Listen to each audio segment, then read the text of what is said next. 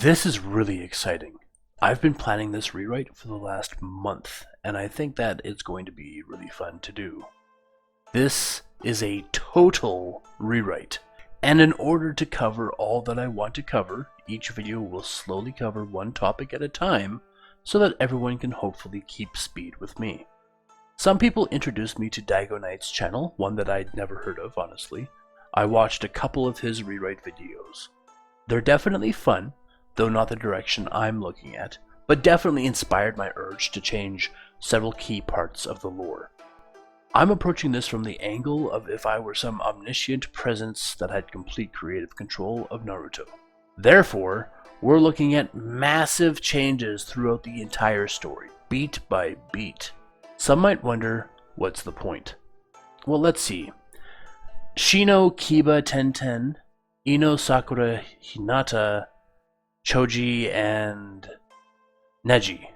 8 characters of the main 12 that just don't get the love and attention that they definitely could have. I want to breathe life into the vast, wonderful cast that we all know and love, but doing so correctly will require bending their fates and the history of the entire story. I also intend for other side characters to see more action as well. This could get blurry and messy, but that's why we're going to go slow to help everything breathe. Big change will come, but at its base, we'll still have all the characters we love, and they'll all be given time in the limelight to shine brighter than ever before. Also, Kishimoto was pressured by his editor to move on to the Chunin exams right after the Land of Waves, instead of doing a few more mission arcs. Things like this only spur what-ifs in my head, and I'm sure they do for so many fans of Naruto as well. So this isn't a rewrite to spurn the original story, but to play with its many elements and see if we can't highlight all of the cool characters. Inevitably, I'm going to add ability changes just to make some of the characters more interesting. Let's then start with the history of the village. Hashirama Senju vs Madara Uchiha. In this legendary battle between the founders of the village, a draw was met that ended the lives of both participants. Truly, no Izanagi or some other trickery. They're both just dead. This left Tobirama to lead on alone. Though Tobirama was a harder man than Hashirama, he genuinely wanted peace with the Uchiha. He believed that with Madara's death, peace could be attained, that the rest of the clan was not so hateful. So he founded the Uchiha police force to help mend ties between clans. He began the Anbu, which in my retelling are akin to SEAL Team 6. These Anbu consist only of about 30 ninja that are the best of their generation. There's only a set amount of positions available, and Anbu operatives are frequently replaced by newer, better ninja. Most of the Uchiha in the village claimed to not follow what Madara preached.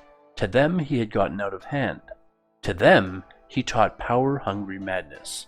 They told Tobirama that Hashirama's death was a loss the village didn't need to experience.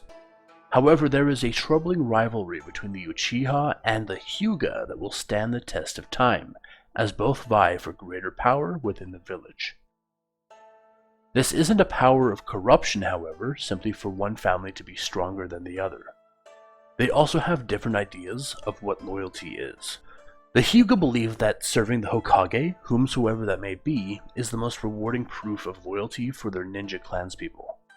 The Uchiha believe that serving family no matter what is the most rewarding proof of loyalty. This causes a splintering of disagreements in the village. Tobirama would continue to preach for camaraderie for the sake of the village, but the great houses would remain extremely resistant to this attempted shift of priorities. And so Tobirama continues on to mentor Sarutobi so that he might one day take over as the 3rd Hokage. Selected for this title from a young age, the village believed that Sarutobi would be a tailor-made leader who would see no equal. This belief was shaken when during the Second Ninja War, Orochimaru would defect from the village due to irreconcilable differences. How could he lead the village if he couldn't hold together his 3-man squad? Yes! This is just the second Great Ninja War. In my story, the war has never ended, simply cooled off. In fact, the events of the Third Ninja War in canon are wrapped into the events of the Second Ninja War in my rewrite. The Kanabi Bridge is still destroyed. Nagato still has the Rinnegan and still goes crazy with it. But since Madara is dead, Nagato's Rinnegan is from someone else who shall remain nameless for now. Obito still gets crushed by rocks, except in my version, he actually dies. No tricks, I'm not gonna gotcha anyone later, Obito simply did not survive the incident. But this doesn't lead to a decline in the war, just for more defensive measures. When the village hidden in the mist forces Rin to become a Jinchuriki, Minato dashes to her rescue. Though she ultimately passes from the same fate as in canon, Minato extracts the Sanbi and keeps it for the village hidden in the leaves. Despite Minato's presence, the mist shinobi present risk their lives to take back her body, but he eradicates them all. He then inserts the Sanbi into another of the Konoha 12, but I'm not going to reveal who yet. Their parents want to keep it a secret, so I gotta honor their wishes, right? This means that Yagura Karatachi, the 4th Mizukage, never becomes a Jinchuriki. The village was willing to sacrifice such a powerful weapon, so Minato saw no reason to allow them to regain such power. Ashamed at losing their tailed beast to Konoha in such a blunder, they keep the loss a secret and withdraw from their warring with the Land of Fire. The Sannin also still attain their monikers after their close brush with Hanzo. Though this initially takes place in canon's Second Ninja War, remember I've combined the two wars into one event stretching across a few decades. Hanzo and Danzo would also sometime during this war team up and commit several heinous war crimes.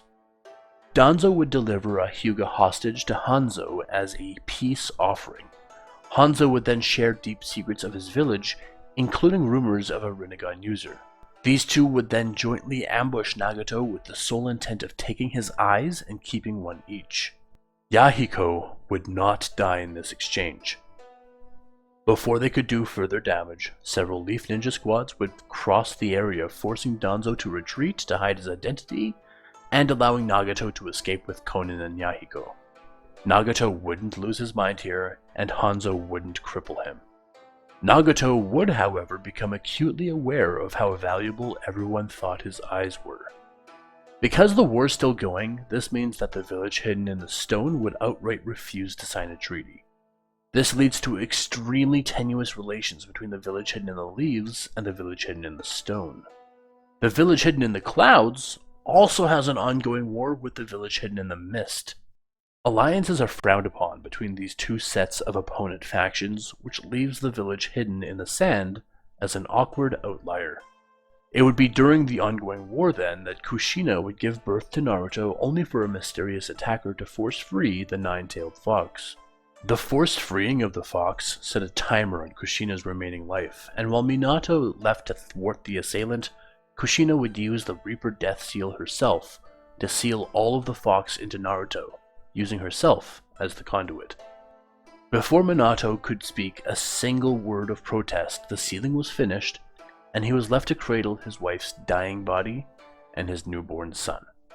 No matter how you slice it, this is going to be a sad moment regardless. I think someone has to die no matter what. Speaking of the public's decaying trust in the Third, they wondered why he didn't just retire when Minato was selected to succeed him. Danzo would start fires of dissent that the Third Hokage didn't want to give up power. However, their growing distrust was abated when he would sacrifice himself, keeping the fox's violence away from the village. The death of Hiruzen Sarutobi would reunite Jiraiya, Tsunade, and Orochimaru as guardians of the village, the former two choosing to be advisors to Minato. Orochimaru would rejoin the village following Sarutobi's death, as the Third Hokage was the source of all of Orochimaru's disagreements. This means that all of the Konoha 12 would grow up during the high tensions of a cooling war. When the villages would meet for talks of peace, the Hyuga clan would be attacked by the village hidden in the clouds in a desperate attempt to obtain the Byakugan. When they demanded reparations for the death of their would-be thief, Minato outright refused that they would continue to offend and had them forced from the village. Wanting to prevent war with another nation, Hinata's father would sneak away in the night to offer himself as payment for the lost life, ensuring his eyes were sealed and impossible to take successfully. As such, Neji's father would not only survive the conflict, but go on to lead the main household. Despite this war still going on, 3 of the Uchiha leaders would confront and attack Danzo. Why Danzo? Because throughout the last several decades, various Uchiha have gone missing when dealing covertly with Danzo's missions. Leadership of Uchiha figured that Danzo was somehow involved, and when confronted, he would not deny the allegations. The resulting attack would leave Danzo severely crippled, though victorious. He would lose all but one of his stolen Sharingan eyes in the attempted assassination. The 4th Hokage would suppress this news from spreading into the village to prevent any hatred from bubbling up from within. However, he would meet the demands of the surviving Uchiha leadership and imprison Danzo. Nonetheless, Danzo's root Anbu would remain fiercely loyal to him and continue taking covert orders. Not much time would pass, and nearly upon the tenuous closing of the World War, the Uchiha clan would be massacred in the night. This wouldn't be a complete genocide, however. Many of the Uchiha were out on missions or maintaining border control during the war. Only those who were in the Uchiha sector of the village would be killed off. Several bodies would be found in the aftermath, mangled, only with the limbs of themselves left. Among the mysteriously mangled corpses would be Itachi and Shisui's bodies. Savagely, whoever killed the clan made sure to, most importantly, steal all their eyes, such that even the bodies that remained had been desecrated. This was an immediate power crush to the village, which prompted the village hidden in the stone to avoid ever signing a peace treaty and attempt further saboteur missions. Though the Uchiha had lost a significant portion of its power, the surviving members still schemed for a coup in the shadows. Thus we arrive at present time. What has this alternate history done to the characters of our story? Minato has led the village during a lengthy Cold War, and with the loss of his wife has become a harder ninja. He's still calm and cool, but when a life or death situation crops up, he wastes no time in solving said problem. Changes too that I have made are that the Konoha 12 are all the same age. No more will Tenten, Rock Lee, and Neji be a year older. They're all in the same class. Orochimaru still wears the Konoha headband, but he mostly operates separately from the village. He even lives away from the village, but still in the Land of Fire. When the 4th calls him to action, he answers, but otherwise he does his own thing. Meanwhile, Jiraiya has helped raise Naruto. Thus, with the combined efforts of Jiraiya and Minato, Naruto has grown into an extremely talented ninja. Since Minato survived the transference of the fox to Naruto, he has kept it as public knowledge that Naruto is a Jinchuriki. No one had any problems with Kushina, so he figured no one would have any problems with Naruto. However, the 3rd sacrificed himself to the fox, reigniting everyone's faith in the fallen Hokage. This would set the village on a path of quiet hatred for Naruto. Instead of ignoring and avoiding him, they now insult him whenever Minato's not in earshot. This has in turn made Naruto into a hate-filled kid who doesn't want to associate with villagers. Tsunade, meanwhile, opens up a vast hospital and makes Konoha the medical capital of the continent. She also always makes medical ninjutsu a mandatory course for all ninja at the academy. While some come to specialize in it, it is as well known as the more offensive genjutsu, taijutsu, and ninjutsu.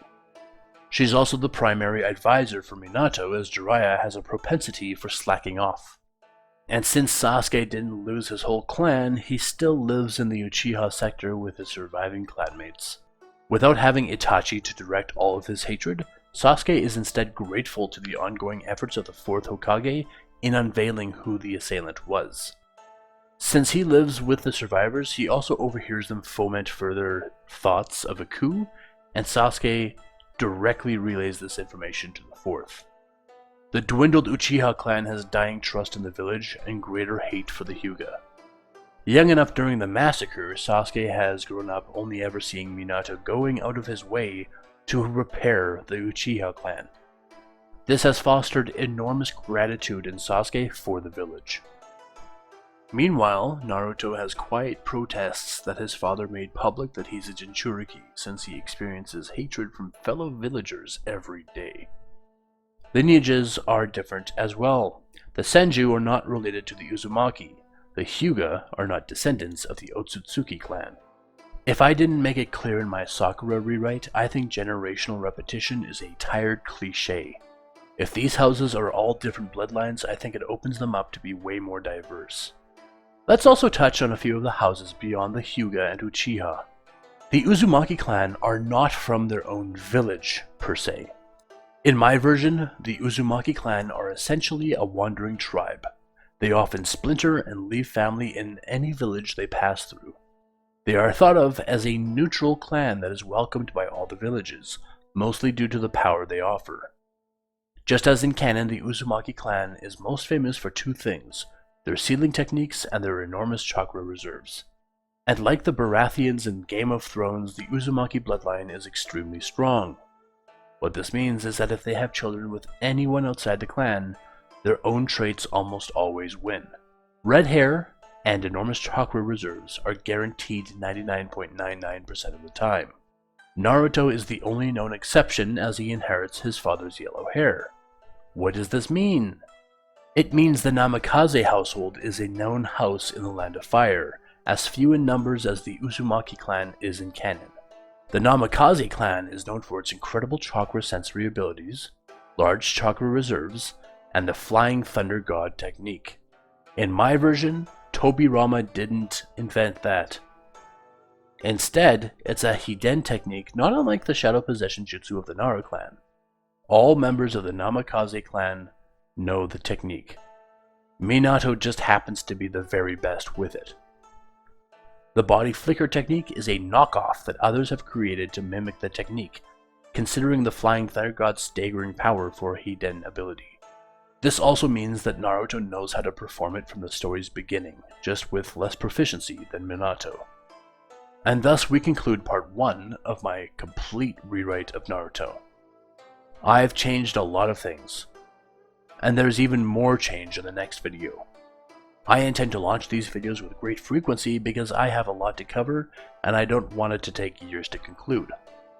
If you have any further questions regarding the historical changes that I've made, please voice in the comments below and I'll respond directly and then accordingly in the next video. Next time I'll talk about the abilities and how I've come to change them to better balance the power scales in the Naruto verse. You've got no idea what's coming, but as always, the sky's the limit.